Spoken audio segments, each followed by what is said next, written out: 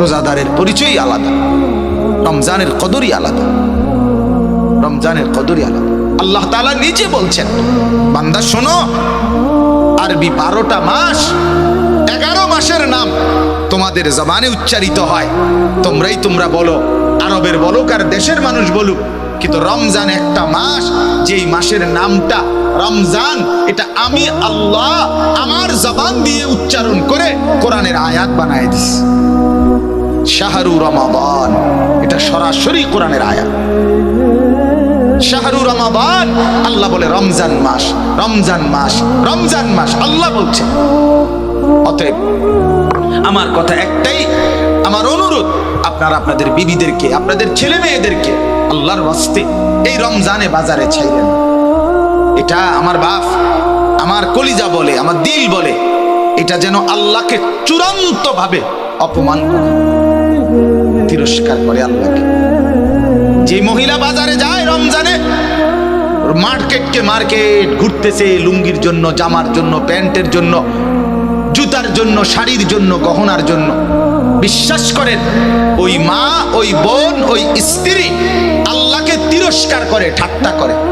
আল্লাহরে বলে, ও আপনি কইছেন রমজান মাসে রহমত দিবেন, মাগফিরাত দিবেন, নাজাত দিবেন, জাহান্নাম থেকে মুক্তি দিবেন, 70 গুণ বেশি নেকি দিবেন, নফলের ফরজ বানাই দিবেন। এটি থন আপনি আপনার কাছে রাখেন, আমার দরকার জুতা, আমার দরকার শাড়ি, আমার দরকার গহনা, আপনি আমার লাগবে না।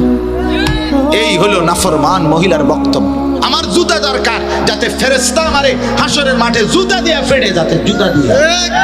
তুই মহিলা মনে রাখিস, তোরে মালিক বললাম রব্বুল আলামিন তার ফেরেশতা দিয়ে জুতা দিয়ে ফিটবে, জুতা দিয়ে, নতুন জুতা দিয়েই ফিটবে।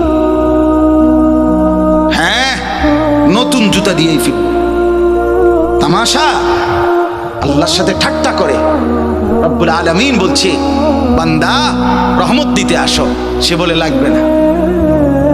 আল্লাহ বলে, বান্দা মাগফিরাত নাও, সে বলে লাগবে না। আমি জুতা কিনতে যাচ্ছি, আমি শাড়ি কিনতে যাচ্ছি, আমি গহনা কিনতে যাচ্ছি। কেন? যদি দরকারি হয় এখন কিনেন, এখন কিনেন।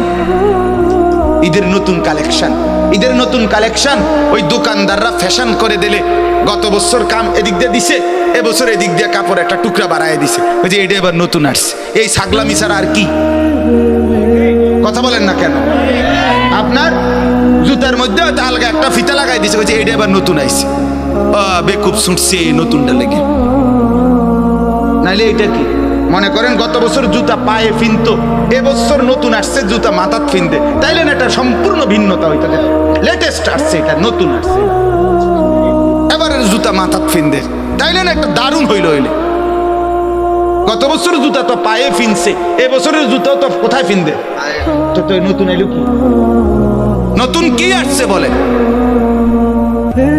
এই জন্য এটাকে ঠাট্টা মনে করবেন না, বরং দয়া করে মাহে রমজানকে কদর করে নিজেদের মা, বোন, স্ত্রী, কন্যা, ছেলে মেয়েদেরকে এই বাজার, এই দোকানদার, এই ফালতু কেনাকাটার পিছনে আল্লাহর দেওয়া এত বড় নিয়ামতকে প্রত্যাখ্যান করবেন না।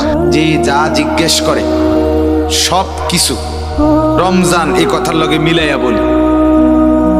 আজকে অনেক কিছুদিন ধরে মাহফিল ভাই রমজানের আগে আর সম্ভব না, রমজানের সময় ডেট নিবেন, রমজানের পর থেকে আবার ডেট চাইবেন।